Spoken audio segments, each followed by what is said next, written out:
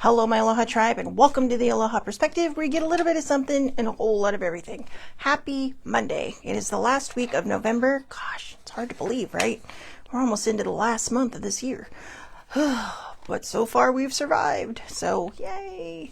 But anyways, as promised, this week will be awareness. Oh, sorry, I just saw a bee go by. Awareness week. So we're going to talk about CRPS, which has afflicted older sibling and many other people I've known, including people I've come to know through the advocacy of that particular disease, which is a autoimmune disease, and who have actually gone into remission as well. So there is hope, right? But also pancreatic cancer. And since it's Awareness Week, tomorrow, since older sibling and I are going to go see Wicked, I'm going to pick her up for Thanksgiving this year. And we're going to talk about divination tools tomorrow and how to utilize them safely. Okay, so like I said, it's a little bit of something, a whole lot of everything. But today, pancreatic cancer awareness. Now, here's the thing. This disease is just ridiculous. Not that any cancer isn't. All cancers are ridiculous. And you know, with all the technology we have nowadays, how is it not cured yet? Some have really, really good, a very, very good prognosis now. They're making strides in breast cancer. They're making strides in colon cancer. They're making strides in a lot of different cancers. But right now, the one that doesn't really have a cure, I'm not sure any cancer has a cure. They all go into remission. But the one that rarely goes into remission, or I don't know why I'm doing that. The one that rarely goes into remission is pancreatic cancer. Now, I also heard the same thing about ovarian cancer, but it's not that I'm dismissing that. So, you know, we all have our own advocacies, but I lost my mother to pancreatic cancer. And I'm not sure it was 100% preventable because it doesn't run in my family. So, well, it does now. Thanks, Mom. But it didn't run in my family before. As far as we knew, right? So there's, you know, different kinds of pancreatic cancers, right? I mean, there's different kind of cancers, really.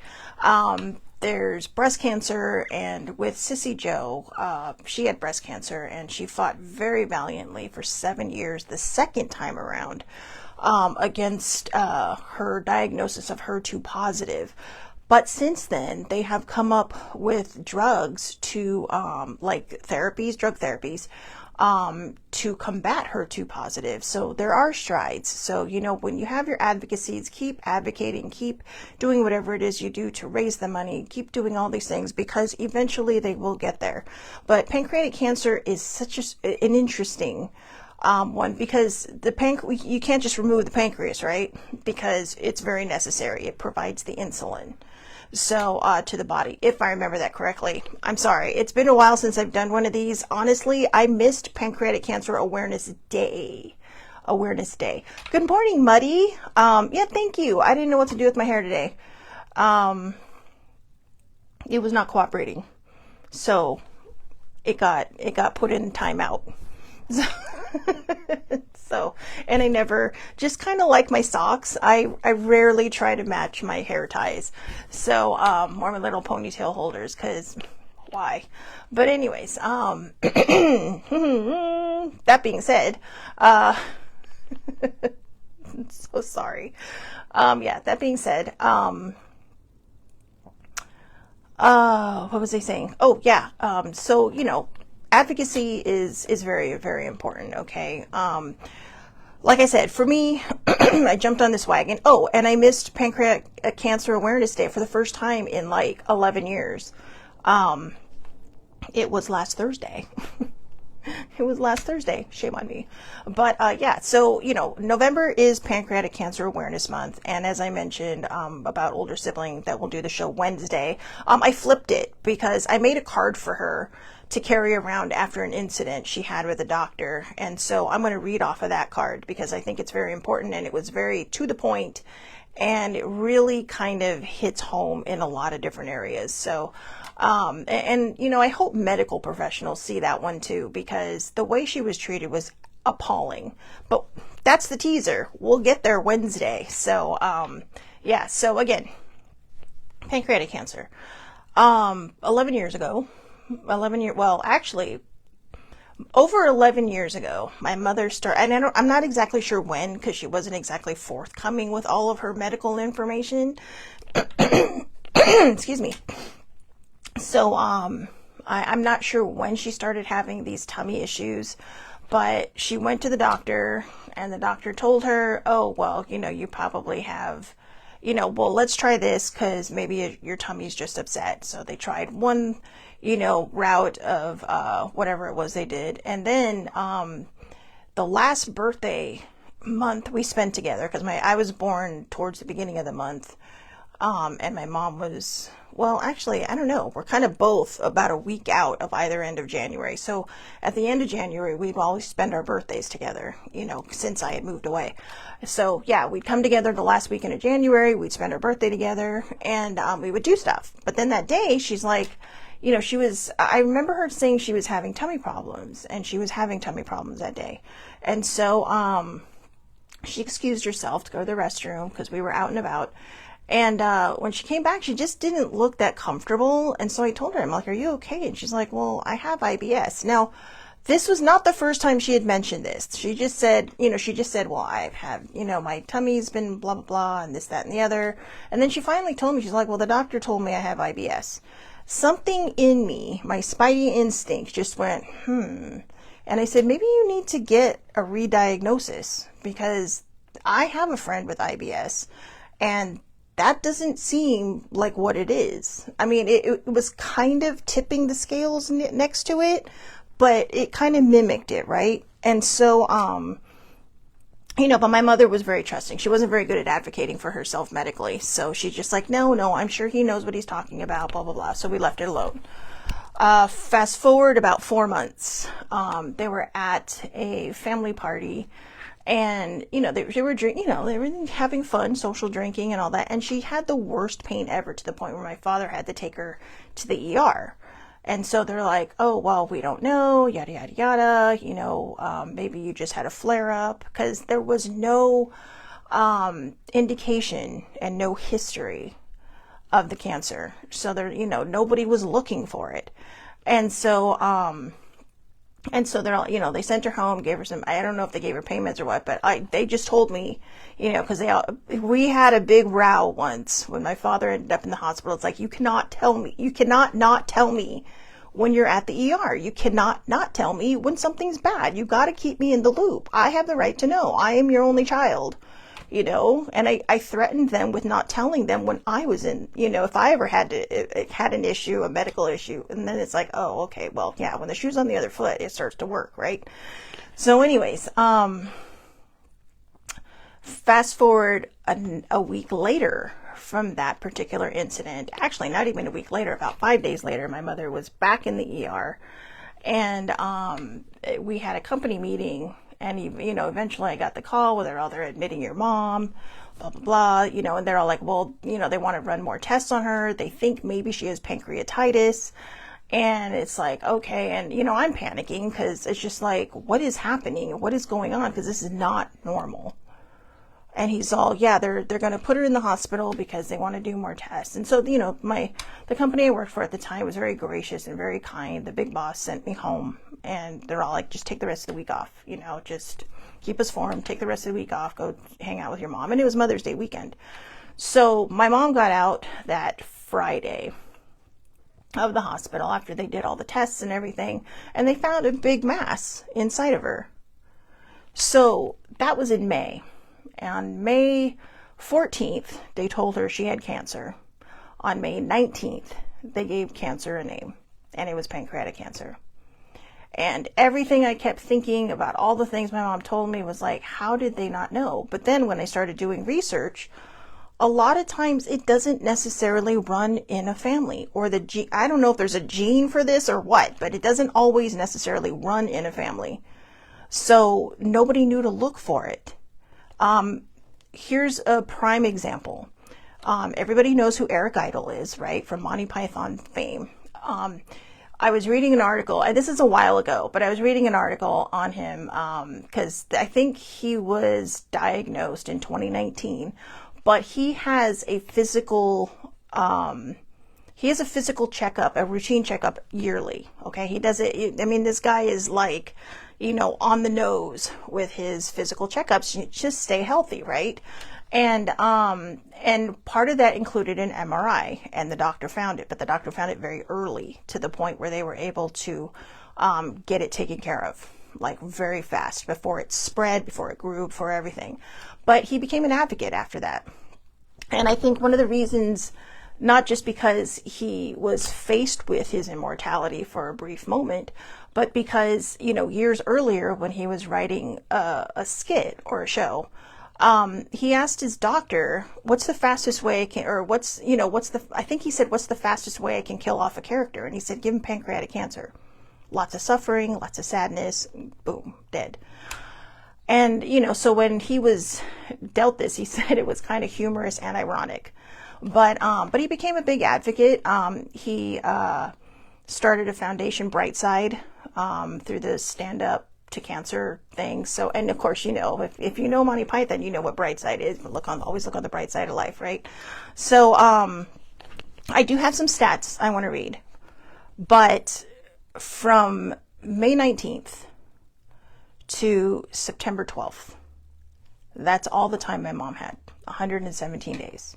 From the exact day she was given the diagnosis of pancreatic cancer to September 12th when she passed away, which was a Friday. So she was diagnosed on a Monday, died on a Friday. Now you're like, how do you remember all that? Well, one thing, I kind of have an elephant brain, so I remember a lot of stupid shit I shouldn't remember. And not always, but I remember a lot of stuff. But that I can't forget. And one of the reasons why is because that May 19th, I was just worrying all day, but we had a new employee starting that day. So I had to do all my ancillary stuff that I had to do as the admin and whatnot to get them set up, to get them everything, and which was kind of helpful. But then when I went home, about just after 5 o'clock, my mom called, both of my parents, and I was upstairs, and I was actually in older siblings' room because she has the big room with all the sunshine, and my room's kind of like a hermit's cave, which I prefer. But when she told me, I felt helpless. I mean, we've heard of all these celebrities that had passed away from pancreatic cancer, right? Like Patrick Swayze, Steve Jobs, and others. And I mean, you never really hear about the cancer until it hits your family. And it's only been recently that, it's really kind of becoming a little more on the radar. And I think sometimes people don't want to look at it because it's kind of like the redheaded stepchild, right? I mean, who wants to focus on a cancer that no one knows how to put into faster remission? I mean, the life expectancy of this cancer is not good if it's, later stages. I mean, like I said, I'll read the stats and the symptoms and all that stuff, but it can often be misdiagnosed as IBS or pancreatitis. So before I read you the stats, the one thing I really want to press home during this show is this. If your spidey instinct speaks up and says, can you check me for this cancer? Can you make sure I do not have this cancer? Even if they say, well, it's not a history, it's like, yeah, well, I'm just going by the guidelines of what it tells me to do. I'm not trying to be a hypochondriac. I just want to make sure, because if this is what it is, the sooner we get it, this really is an early detection can save lives. Right now, on a fairly decent diagnosis, pancreatic cancer has about a 5-year life expectancy. So by the time my mom was diagnosed, she was stage 4, which basically is terminal. That's what it is. And when she says, well, it's stage 4, and the doctor says that if I go through therapy, I can have 6 months to 2 years. Well, here's the thing. Chemotherapy is wicked. We all know that from just anybody we've ever known that has had cancer. The TV shows you watch, they really aren't exaggerating. It is bad. It is not pretty. It is very ugly. It's basically poisoning your body in a way, in my mind, to reset it, but to kill all the bad stuff. And so, your body's going to reject all that. So, there's newer therapies now drug therapies they have now that, are a little less, you know, icky, but it's a choice. And I'm not sure if we talked her into it or she just decided I want to do this because, she was faced with her mortality. And it ruined her.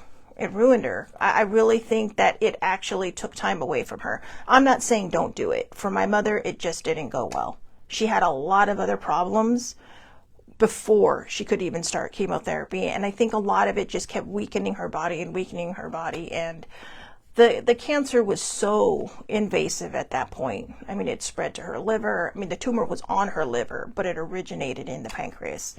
But yeah, she really didn't have a chance. And on August 20th, I believe it was, which is oddly my nephew's birthday, she said she was done. She's like, I'm done. I'm done. And to me, that was the bravest thing. It didn't feel like it at the time. I mean, it did, but at the same time, I'm just like, at that point, you're just kind of riding on this hope and a prayer, right? And at that point, you're just kind of like, shit, this is it. This is the final run with mom. And, sorry.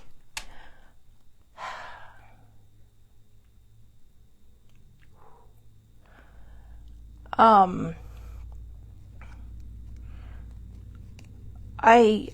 thought it was so brave. I did. And she called me. I was in the car, and she didn't want to call me in the car, but they were getting ready to send out an email blast to let family and friends know that, if you want to see her, if you want to visit with her, now is the time. She was with us for another 20-ish days, the 20th, so let's see, 11 days, 23 days, roughly. But in the last week of her life, she did slip into a coma. I always joke with people and say we're very big Charger fans in this house and in this family. And they started losing. And my dad said during halftime, he says, your mother just went to sleep and she never woke up. So I always say that the Chargers killed her. But not true. But sometimes you got to do what you got to do, right? So I had told my boss at the time, and there's a reason I'm telling you all this. I'm not just sharing my mother's story, but this is a very personal story.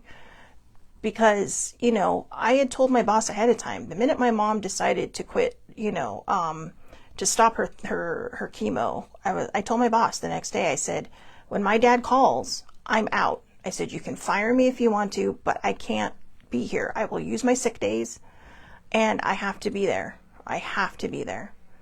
And surprisingly, she agreed. And, here's the thing. Most bosses are really cool, but this one could be a little, but that's a story for another day, right? But, she understood. But, of course, she made some comments. But, like I said, story for another day.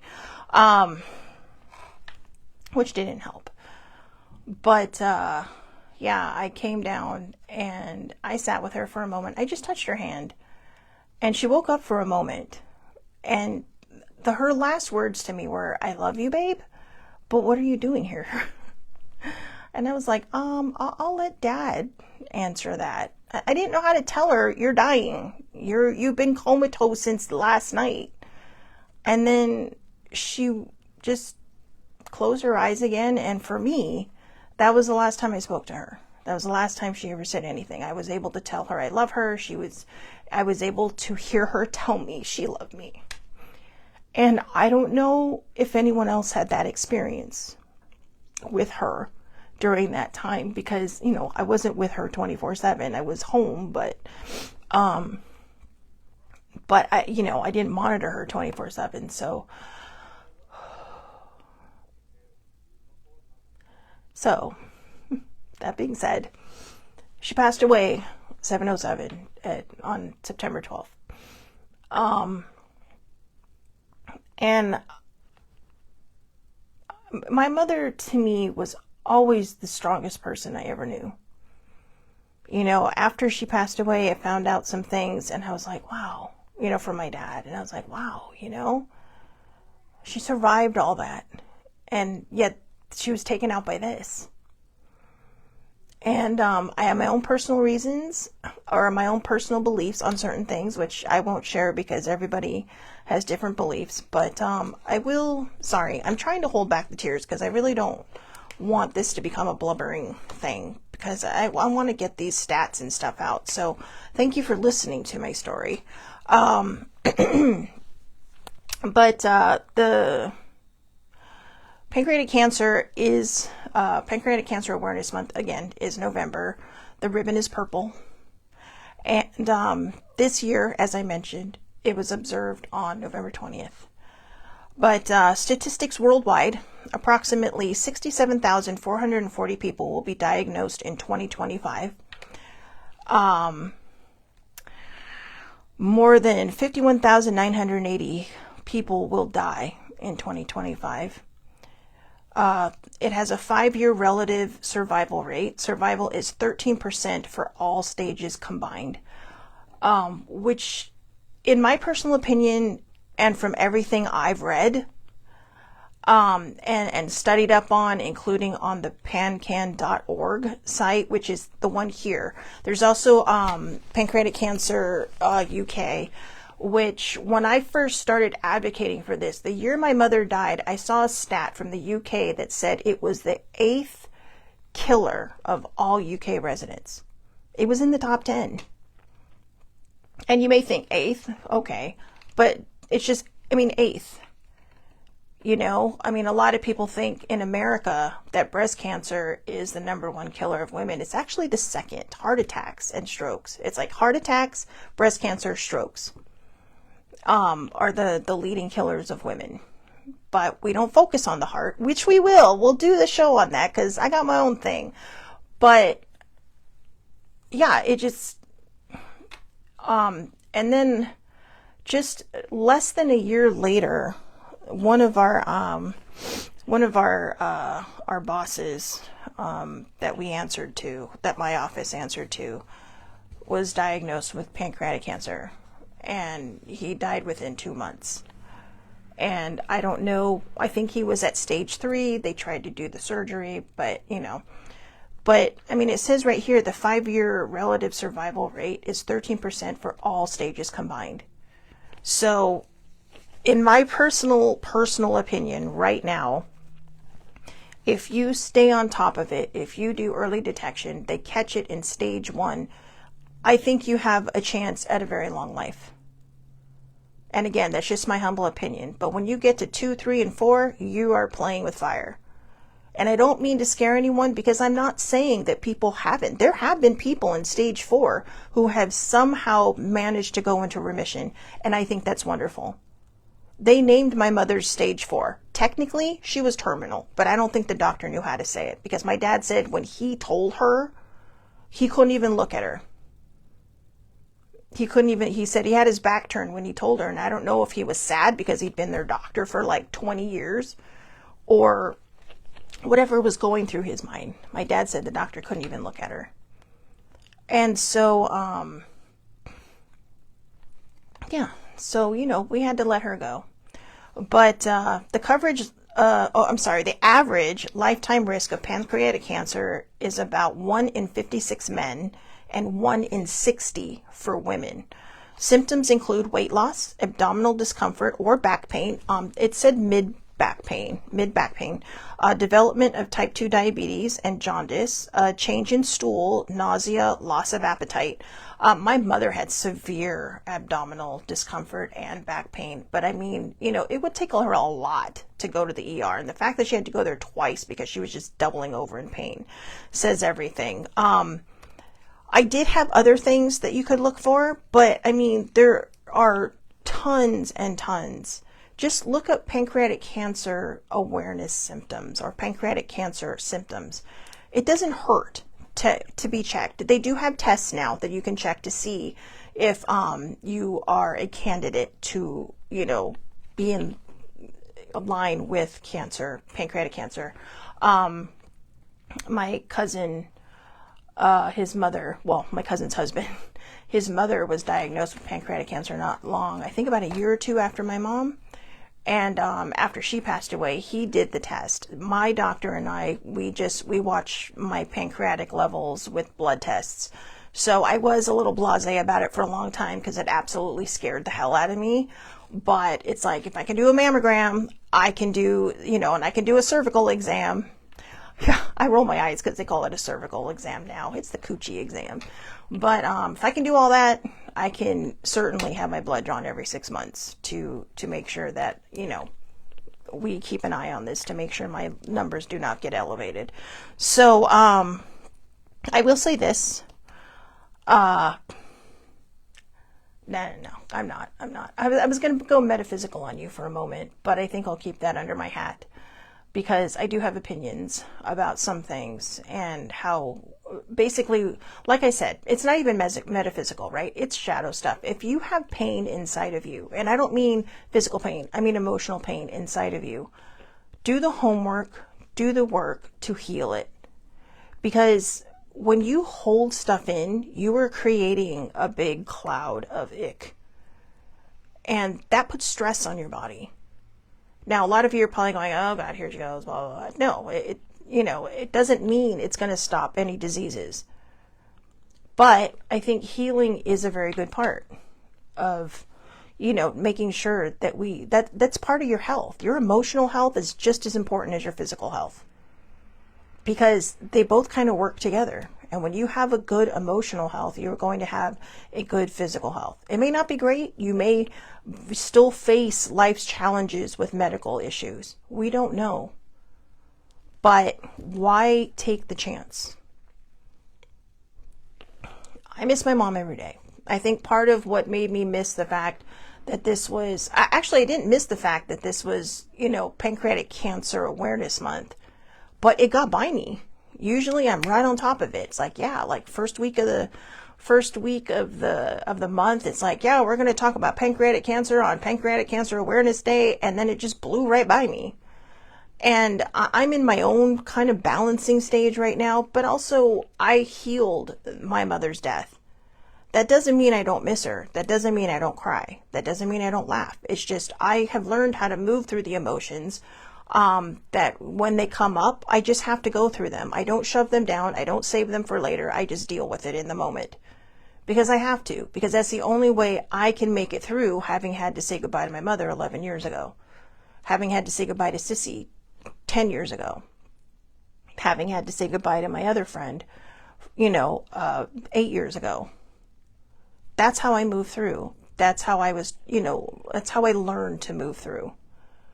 And there's nothing wrong with showing emotion. There's nothing wrong with, just showing ourselves the courtesy of,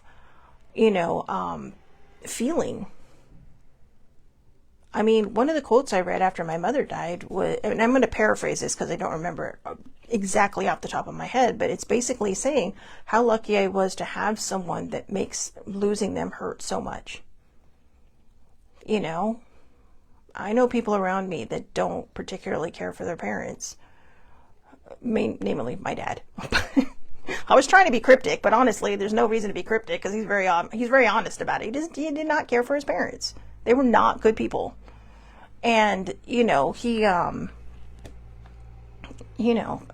my grandmother, my mom's mom, became kind of a pseudo mom to him. But yeah, and there are times when he's like, well, I just don't understand. And I said, that's because you didn't like your mom. I mean, he sees it that he lost his wife. It devastated him. It still devastates him.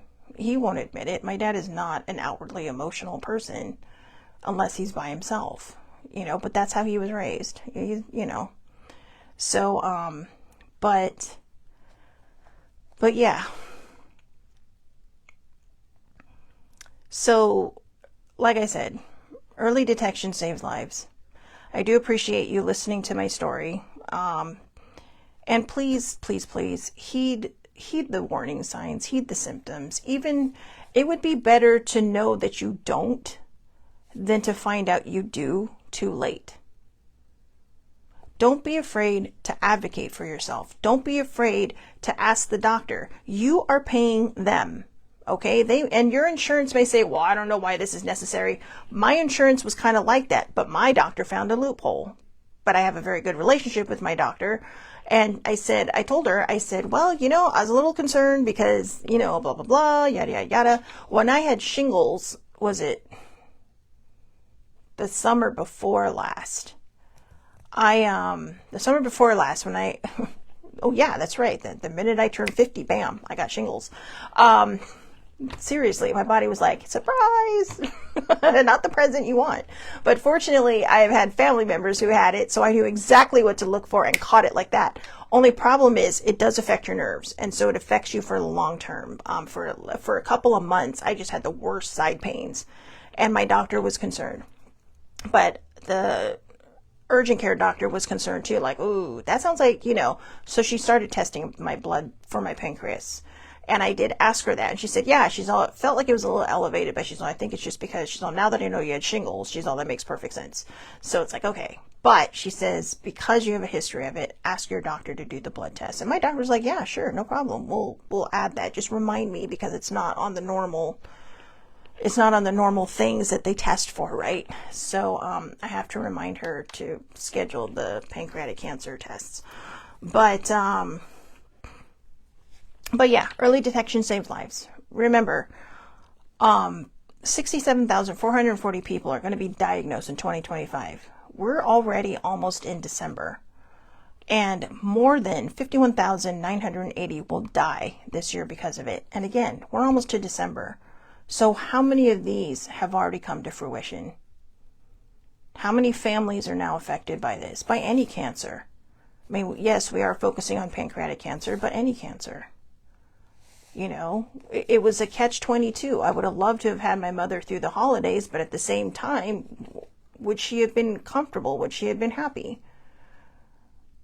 And so we learned, really kind of on the fly, because she passed away in September, right before all the holidays started, right before our birthdays, right before my dad's birthday. And so we kind of had to learn. We had a learning curve on how to survive all of our firsts just like that. And they weren't easy. They're still not easy that much. I missed a lot of Christmases because of my own guilt for not seeing her the Christmas before, or the Christmas before that, because I was sick. And she was already getting sick, like the November before, our birthdays. I was just like, you've had a cold for a really long time. Did you not get this checked? No, I'm fine. Advocate for yourselves. Please, please, please, please. If there's one thing you do in your life, and if you're a shy person, if you don't want to ask, you can email your doctor. You can bring someone with you that will advocate for you and make them listen. All right? Because they are there to serve you. Yes, they go to school all this time. Make it very clear you're not trying to challenge them, but you do have concerns. That a good doctor will hear you and listen to you and understand and field your questions. They will, sit there and go, look, I don't know if you have it or not. You don't really show any symptoms, but if you're that concerned, we'll test you. And I told my doctor, I said, look, you know what? The urgent care doctor is the one that told me. You know what she said to me? She's like, you should have been doing this a long time ago. And she actually apologized to me, because she's like, I should have thought about this. Because she's all, I do remember you telling me about your mom. And she's all, I should have been on top of this. That's why she's the head of her department. So, because she's awesome. She's very hard to get in to see because she's so popular, but she's awesome. So, again, thank you for watching. Thank you for hanging in there. Be aware. If any kind of cancer runs in your family, make sure your doctor knows. Make sure they have the history of this, because it's very important for you to catch it early. Early detection saves lives. Get your mammograms done. Get your cervical exams done. Get your prostate get your prostate checked. All right, boys out there, get the boys checked. All right, all of them. Okay, not just your prostate. Get everything. Get the, get the boys checked. Ladies, get the girls checked. And get the cave. Get the cave checked as well. All right? It can't hurt. It can't hurt. And it might be uncomfortable during your exams, but it's better to be uncomfortable than to be fighting for your life. I've watched too many people do that, and I've watched people die. And I'm sure many of you out there who might watch this later and who are watching now probably have as well. And it's not fun. But if we can prevent this, if we can get ourselves back onto a healthy track, then hey, you know what? That's what matters and that's what counts. All right. So again, early detection saves lives. So I hope everybody has a wonderful, wonderful day. Tomorrow we're going to kind of lighten it up a little bit. I'm going to see Wicked. It's about witches. So we're going to talk about divination tools. And don't be afraid of that, okay? The reason I'm going to talk about that, and I really think that even if you are a person who doesn't believe in that and you think it's bad, that's why you should watch. Because I'm going to talk about all the dumb people that use divination tools and then open things that they cannot close. And then people like me have to come through and just kind of like, ugh, spiritual battles. I don't know what else to call it. But yeah, so I suggest everybody watches tomorrow because I'm going to give you tips on how to do things safely if you're dumb and have no idea how to do things. And forgive me for saying dumb, but it doesn't take, with everything they have on YouTube, on TV nowadays, it may look fun because they don't show everything. They don't show people protecting their circles. They don't show all these other things. You can't just buy a game off of a shelf and then go, poof, let's play. No. So tomorrow we're going to talk about safety rules and practices. All right. So again, have a great day, everybody. Thank you so much for watching. You can catch me tomorrow, 8:30 a.m. Pacific time, Facebook Live. All lives are public. Anybody can watch under, what's my name? Under Shelley Marie Lucas. And you can find me across the social media board. Sammy, Muddy, thank you for coming on, beautiful. I appreciate you very much.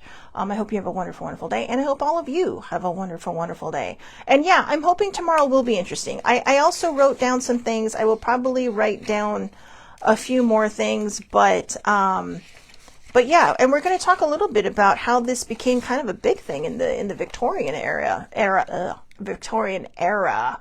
So yeah, sometimes we just need to toss it up a bit. All right. So tomorrow we're going to toss it up a bit and we're going to go spiritual. So again, have a great day, everybody. Thank you so much for watching, and I will see you tomorrow. Have a great day.